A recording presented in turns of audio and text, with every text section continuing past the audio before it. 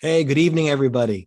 This is the last meeting of the academic year for the Rittenhouse Astronomical Society, arguably the oldest society in the country.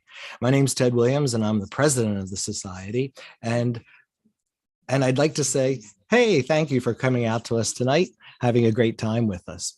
I've got some sound in the background there. I don't know if it's coming through on yours, but we'll deal with that one. All speakers off if you can at this point.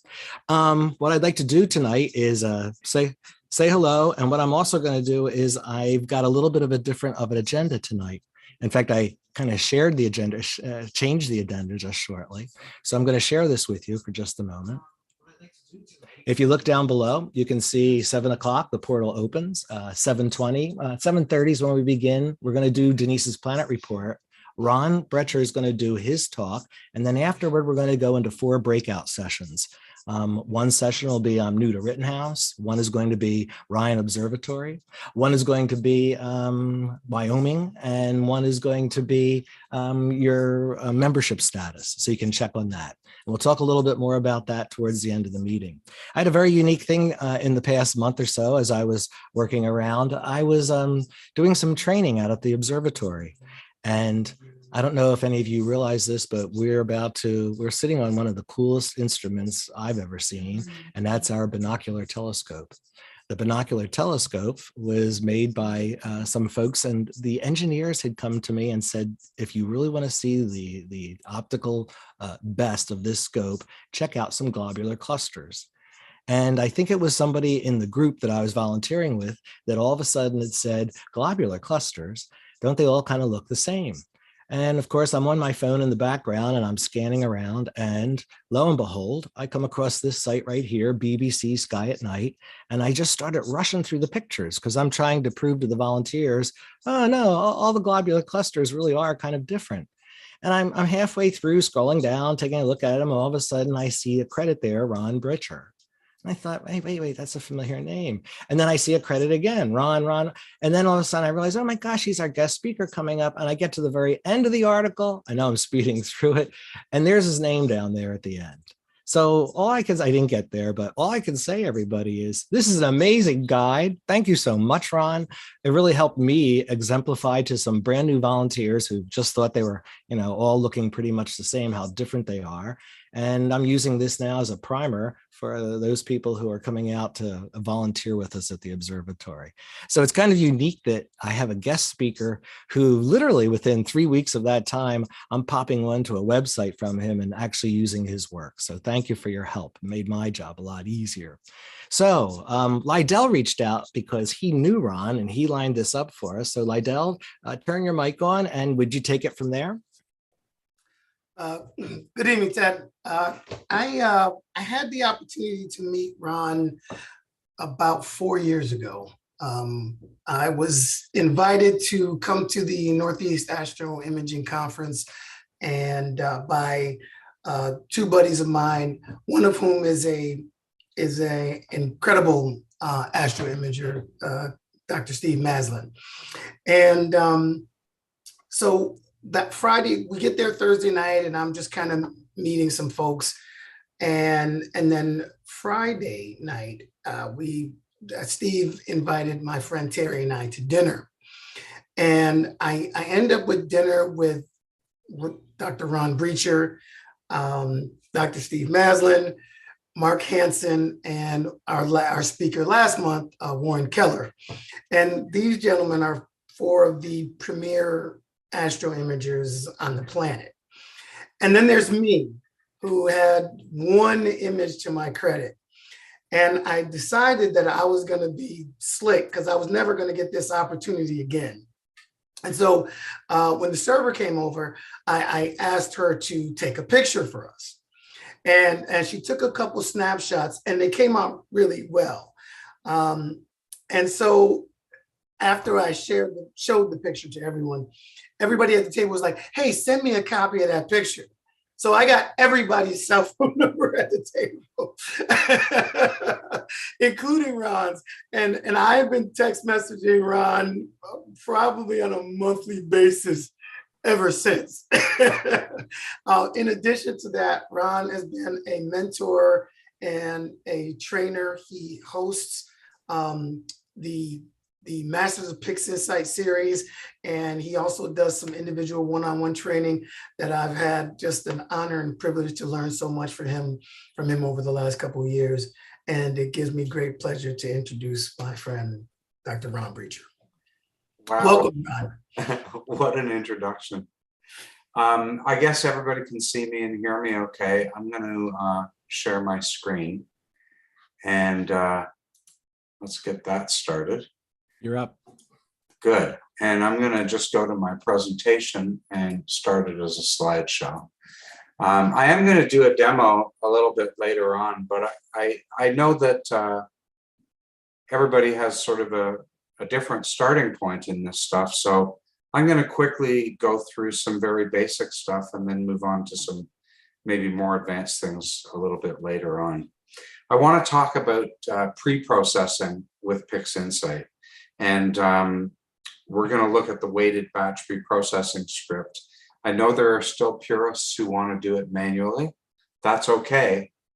But I think I'm going to try to convince you that the latest version of the script can probably do a better job than you can in the cold, hard light of day. A little bit about my own background. First the outline of the talk. I'm going to tell you a little bit about myself, talk about what pre-processing is, and then I'm going to introduce you to the pre-processing orchestra. And then we'll look at the batch pre-processing script. I'll give you a demo, some resources, and we'll have time, I hope, for some question and answer. And I know that we're on a timeline. I'd rather keep this short and have more opportunity for discussion, either with me or in the other parts of your meeting, which I also know are very, very important. You guys are great for staying dynamic and getting people together, getting in guest speakers. That's a real gem, especially now with the pandemic. Okay, here's me in a very happy moment, holding a bottle of cider in my observatory. I've been imaging since about 2006, although I started out as a visual observer. I love to teach and I love to write. I write for Sky and Telescope, Amateur Astronomy Magazine, BBC Sky at Night, Sky News in Canada, and a number of other magazines. And I also provide one-on-one online tutoring and group tutoring. I'll talk about that a little bit more under resources, although Lydell, you already gave me a pretty great plug. Thank you very much. If you have or are considering getting the textbook Inside PixInsight, the reference book, I was the technical reviewer for both editions of that. And I'm a PixInsight ambassador. So I get to find out about new evolution. PixInsight's always evolving. I get to find out and learn how to teach new features in PixInsight a little bit ahead of the curve. So really keeps me nice and sharp. I like that. If you'd like to reach out to me to talk to me about one-on-one, my email is on the slide. So what is pre-processing? Well, the goal of pre-processing is basically taking a set of data and producing one or more master frames. So that data might have been a bunch of 5-minute subs through 4 different filters acquired on one night. Or it could be, as in my recent sunflower galaxy photo, it could have been acquired partly last year and partly this year with 2 telescopes and 4 different cameras. We have to somehow reduce that into a bunch of master frames.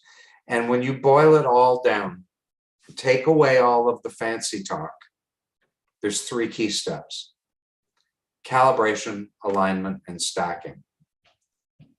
So calibration is cleaning up the image. We'll talk about each of these a little bit more. Alignment is making things line up with each other. And stacking is turning many into one, turning 12 5-minute exposures into the equivalent or similar to one 60-minute frame that you can then process. Not an exact equation, but you get the idea. But the devil's in the detail. Let's start with calibration. So calibration involves a few different steps. First, we have to subtract the dark signal. I'll that dark signal is just electronic noise that builds up in the camera, even if there's no light hitting the sensor. It's a function of time and temperature. Double the time, you get twice as much noise. Go up 6 degrees, you get twice as much noise. Celsius degrees. Flat fielding, it's the process of getting rid of dust donuts and uneven field illumination, vignetting, those types of things. Then you have to take out the remaining hot pixels that somehow got through the dark subtraction. And don't forget, you might need to calibrate some of your calibration frames. So if you're taking flat frames, each of them needs to be calibrated with a matching dark or master dark before you can stack the flats to make a master flat. So it's a bit like peeling an onion, and that's why I'm calling this preprocessing the onion. Now, calibration is so important and much less intuitive than alignment and stacking that I want to just spend a little bit of time looking at what calibration does and what the different parts of calibration do. So on the left, I have a single 20-minute exposure with a monochrome camera, and I'm using a hydrogen alpha filter. And this is shot at minus 20 degrees centigrade. And this image is stretched. If we were to just look at it the way it came out of the camera, it would be black, black, black. You'd see nothing. Maybe this bright star would show. This bright star here might show. What you see, the salt that you see here is the dark current. And here's my master dark. So I can get rid of that dark current by subtracting out the master dark. Now, I blew up the bottom right corner so that I could show you something that is in the bias. Bias is in CMOS and CCD cameras, but we don't directly deal with bias with CMOS cameras. We use matching darks instead. But if you're using a CCD camera, you'll want to shoot a master bias like I have at the bottom center here, because that'll get rid of these little column defects that you see. And after you've taken out the dark current and you've taken out the bias, you still have to deal with the uneven field illumination that you can see represented in the flat. So these first two steps, dark and bias, are subtractions. But the flat correction is a division. And what happens when you apply this flat, the master flat, is the corners of your image, you see how dark they are, they'll get brighter. And the center of your image, which is bright, will get smoother. You'll end up with a nice flat field. So I thought it was important just to go through calibration. Now, let's go on to the next step. We already discerned that calibration involves multiple steps. Well, guess what? So does alignment. First of all, we have to decide on which frame to align to. So somehow we have to decide on what the best image is, because we want to align on the best image. You don't want to align on an image with unfocused stars or some smearing because it happened right after a pier flip when things hadn't settled down. You don't want to align on an image that has clouds in it. You have to get rid of that stuff. So choosing a reference image is not trivial. We also then have to decide how we're going to align these. Are we going to add them together, average them, take the median? Sorry, I shouldn't have said those things because I'm still on the alignment step. How are we going to align them? Are we going to try to correct distortions in the corners? Are we going to align everything to a single frame, no matter how many cameras we're using? Or are we going to work one image set at a time? And then we have to actually do the alignment. And of course, stacking also much more complex than it seems. We have to decide on what's going to be the reference image for stacking. Choose a method for rejecting extreme pixels in the stack, and then optimize our settings to get the best result. So to do all of those things, here's the orchestra. Starting at the top left is image calibration.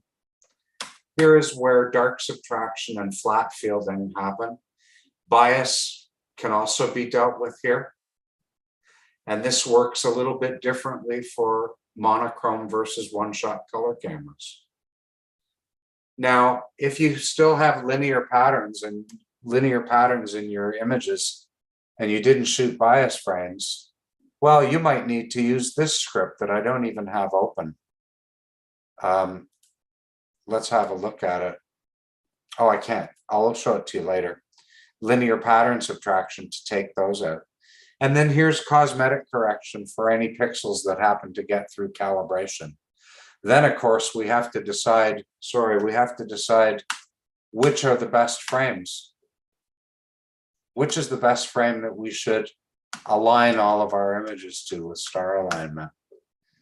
And having done that, then we want to find the best few frames and equalize the brightness of all the other frames to those best few with local normalization, because that's going to improve the result when we put it all together and integrate the images. So there's the orchestra. You've just met all the players. Fortunately, we now have a conductor in PixInsight. And not being a conductor myself, I just want to talk to one person. I can't tell all the players what to do. I don't want to do that anymore. And the tools at default settings in almost every case within weighted batch preprocessing are so effective that they can do a better job, for example, at picking the best frame, at assigning weights to each frame. They can do it better and they can do it faster, probably, than you can. Nevertheless, there's a lot of latitude for making choices here. So now that you've met the players in the orchestra and I've introduced you to the conductor, let's have a quick flyover and demo of weighted batch preprocessing. So here's my PixInsight. I'm just going to close all the players. I did say I wanted to show you one that I didn't have open. It's a script called linear pattern subtraction. And there it is. You can load a bunch of files and have any linear patterns, columns or rows or both corrected in all of your images. Anyhow, I'll exit from there. And I just have to hide my Zoom console.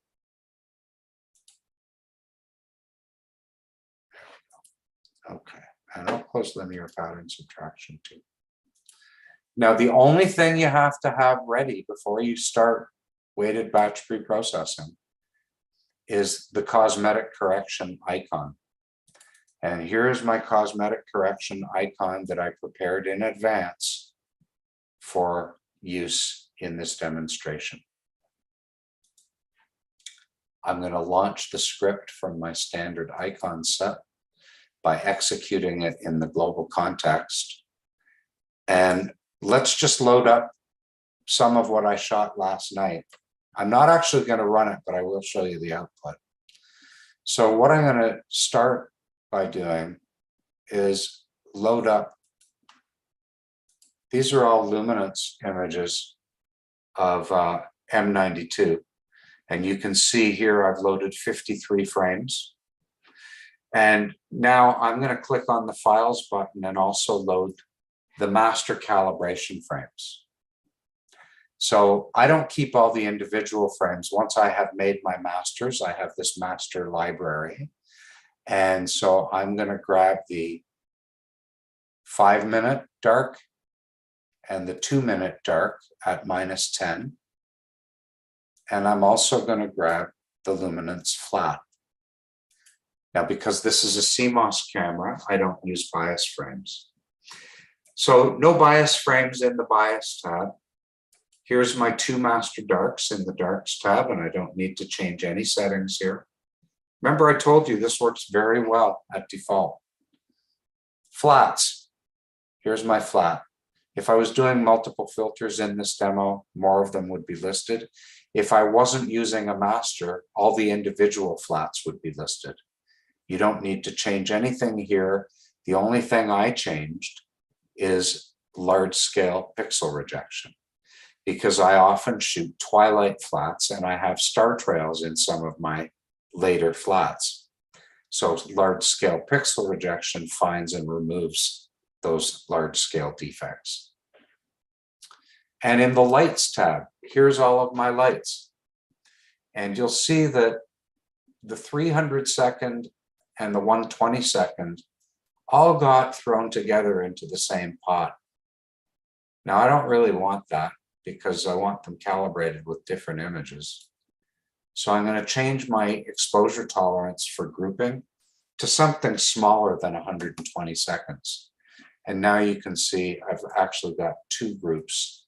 I've got a group of 120 and a group of 300-second exposures.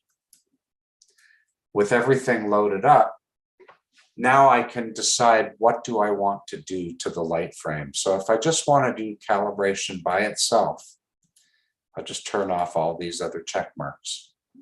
And now all we're going to get is calibration. But if I want to do some post-calibration steps, for example, linear pattern subtraction and/or subframe weighting, so this is assigning different weights, I can turn these things on. And although I can select from a number of different choices or make up my own weighting formula, there's really no point. The default setting works extremely well. PSF signal weight is the default. I can align my images. If I'm planning on using drizzle, which is used for low resolution data, I can do that. I can decide how to register my images. So I can choose the alignment method. Again, the automatic method works great. I can add distortion correction if I'm using more than one camera, including local distortion or not. Local distortion breaks the image down into multiple panes and aligns each one separately. So there's a lot of flexibility, but again, you can leave all of this stuff at default. Local normalization is a big new improvement to weighted batch preprocessing. It was never in the script until about a month or 2 ago. And now it's really evolved to the point that as of yesterday, we now have an interactive mode that can help you choose the best frame or frames to use as a reference for local normalization. And local normalization is just a step that improves the effectiveness of image integration. Now I'm going to turn off interactive mode. It really is not needed at this point. What I like to do is choose an integration of the several best frames. So all of these settings have tooltips that display. You can read it at your leisure. But this method will find between 3 and 20 of your best frames, depending on how big the set is. It'll integrate them and use that result as a reference for local normalization. And then image integration puts it all together. And again, you can use automatic settings, except I always add high large scale pixel rejection because that removes satellite trails. Okay. The next thing we have to do is look at the calibration tab. So now we've loaded all our files in these first 4 tabs. Now we have to see how they go together. And I usually go from top to bottom. So, or I guess from bottom to top, I'm starting with the lights. And I'm seeing that these 120-second luminance lights are getting properly matched up with the luminance flat and the 120-second dark. If they don't get properly matched up, I can select the right one manually. Sometimes they don't get properly matched because some information is missing in the file's fit setter. Then I'll check the other one. It's all lining up, everything's good. If I was doing individual flats, I would have some matching darks and I would want to make sure that they matched as well. Now you'll notice here that here I can identify in this middle panel here, whether this is a color filter array image. It's not. I can apply that or not to all of the flat fields. Here, I've got a number of choices I can make. I can add a small amount to every image to avoid any zeros, black pixels. I can apply cosmetic correction, which I always want to do. There's my cosmetic correction icon that I told you I made ahead of time. And I'm going to apply that to all of the frames by clicking right here. If this was a CFA image, I would click here. So this is all loaded up now for calibration. Let's look at post-calibration. And you'll see what I'm going to get here is one image that's got 53 frames in it that are a mix of different exposure times. Now, the problem with that is I don't really want to combine them. What I'd really like to have is a single 120-second master and a single 300-second master. And that's possible too, using the grouping keywords. So I can use exposure time as a keyword. And I'm not sure what, I can't really remember what the keyword is, what the keyword value is. I can apply it either before, like during calibration, or after calibration, or both. Now I've got the wrong keyword here. So I got to delete that and start again. I mistyped it.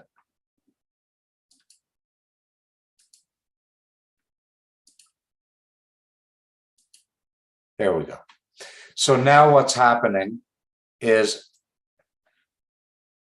in calibration, each individual frame is getting calibrated with its own dark. So the long lights are getting calibrated with the long darks. The shorter lights are getting calibrated with the short darks. But in the post-calibration phase, what's happening is they're being sorted by exposure time, and we're going to get two different masters. We're going to get a 300-second master and a 120-second master. And now I can decide whether I just want to automatically align everything to the best frame, or I can make two separate alignment frames or manually select an alignment frame. And what I'm going to do is just automatically let it pick the best single frame and align everything to that. That's going to make sure that these two masters end up aligned to each other. Now I just have to tell it where to send it. And where I'd like to send it is to my output directory, M92. And none of this stuff was in here. This was an empty directory that I created. But if I went ahead and, sorry, I should have selected that. Let's select it. There we go. I would then click on the diagnostics. It's telling me that everything's being aligned to one frame, giving me some information about whether I've made any errors, warning me that I'm not using bias frames, but that's okay. So I'll say okay. Now, if I went run, it would go ahead and run everything, and we would watch it for probably 20 minutes, maybe half an hour. But instead of doing that, I'm just going to show you what we got. So what we got when I ran it before the meeting, I guess I have to open my Explorer to show you, is we got a bunch of calibrated frames. And remember, we had some that were 120 and some that were 300.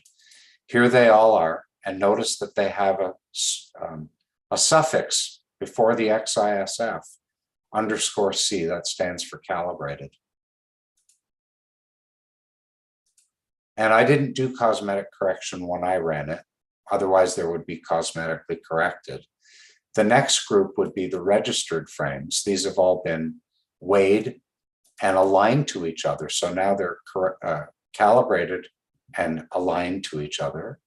And in addition, they've been normalized to the best group of 3 or 4 frames that were in the group. That's these XNML files are the normalization data. And if I keep going up, we've now got a master folder that has not 2, but 4 masters. So it's got a couple of files here that have LN reference in their name. That's the stack that was made from the 3 or 4 best files. And it was used as the reference to make the real master. And you'll see we have 2 of these, one for the long master, one for the short master. Here's the actual 2 masters. Let's have a look at them. So I'll just go ahead and open them both. And we'll move over to PixInsight again. And here they are. Let's put a nice stretch on each of them. You can see they're really nice. This is just an auto stretch, nothing done to it. Nothing whatsoever. And if I show you one of the original frames, this is the 120, this is the 300. Why don't I just open up one of the original? That's going to be from last night. This is really fresh data. Fresh from last night. So here's a fresh 300-second individual frame. And there's what it looks like. So you can see much brighter in the center. It's got some very bad dust donuts. It's got a satellite trail. You can see right here, there's a very large dust donut. I don't know if you can see it. There's another one right here and more over here. And there's a pretty bad one in the lower left. Very dark corners. None of that is present here. That's just a really nice. Still got a little bit of junk in the corners because we had some moonlight last night, but that's going to be cropped out anyhow. So take that out. You see all the stars are perfectly aligned. They're perfectly round. And that's done by the conductor. I didn't have to do anything. I made a coffee while that was running. Okay, that's the demo that I wanted to show you. I got just a couple more slides, and then I'm going to try to wrap up even a few minutes early if I can. Okay. I want to give you some resources. There's a lot to learn in PixInsight, and there's a lot of misinformation online. And that's not willful misinformation. People are trying to be helpful, but sometimes they don't know the nuances. More often, the problem is that information is out of date. And that happens really quickly with PixInsight. If you thought you knew weighted batch preprocessing a month ago, it's changed. I just showed you some of the changes. So I've assembled a slide here that can give you some good information that I think is valid. I know some of it is self-promoting, but I provide valid information too, so be it. Masters of PixInsight.com. You'll see the part of our front page here. It's advertising actually our next workshop, which is later this month, June 21st. These are 2-hour workshops. We have a newbie series, an intermediate series. This is part of our photons to photos series, and I'll be processing an image from start to finish while people watch. And so if you're a beginner, you're really going to get, you'll be drinking out of a fire hose perhaps, but you're going to see a master image that came out of this script that I showed you tonight, processed from beginning to end to make a picture you'd be proud to share. If you're really experienced at PixInsight, I'm going to show you some of the tricks that maybe I didn't know you didn't know. And so I've never shown them before. And so you're bound to learn something. And of course, we make these available after the fact too. You can download the icons in the project and work on my data yourself. I also, at my website, every time I publish a picture, I give the complete workflow of what went into the image, what equipment was used, how it was pre-processed and processed in detail.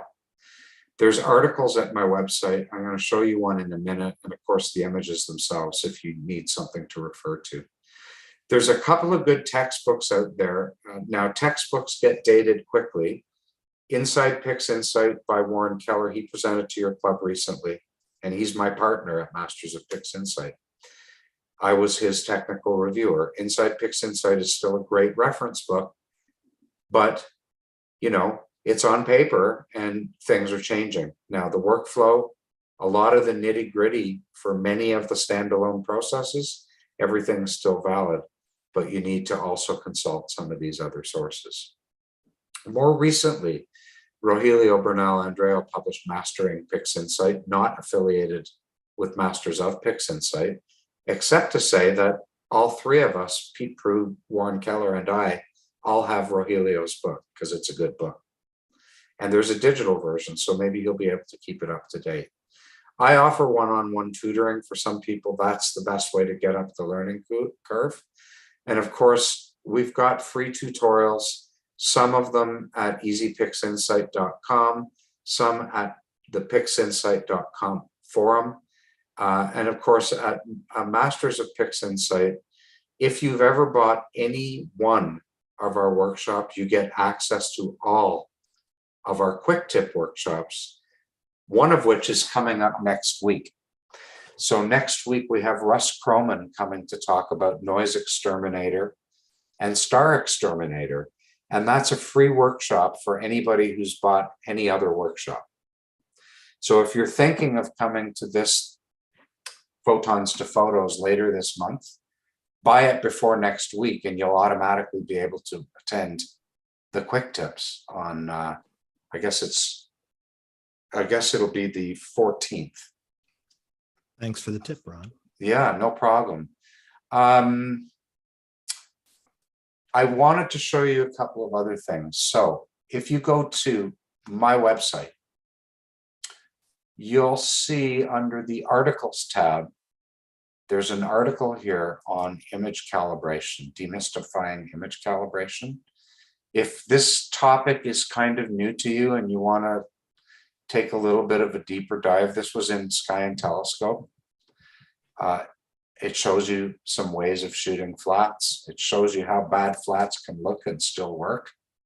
So you might want to have a look at that.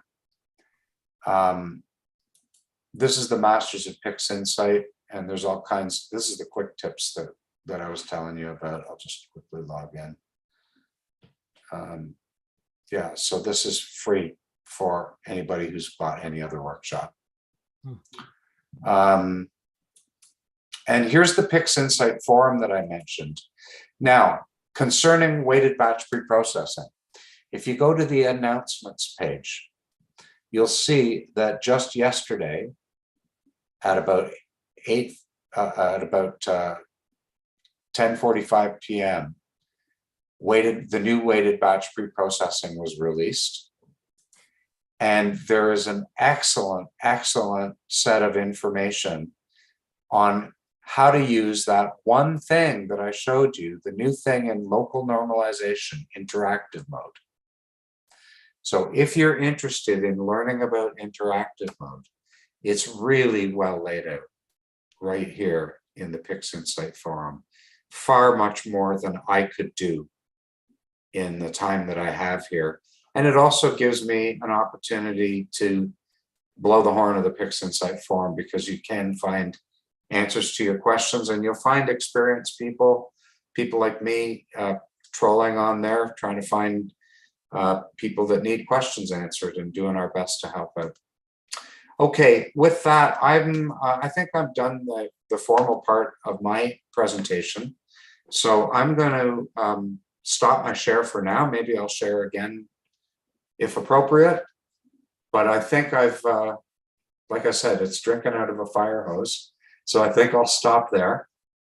Well, thank you, Ron. And if you're just joining in with us, this is Rittenhouse Astronomical Society, possibly the oldest society in the country. We've just been listening to Ron Brecher actually walk us through a whole process.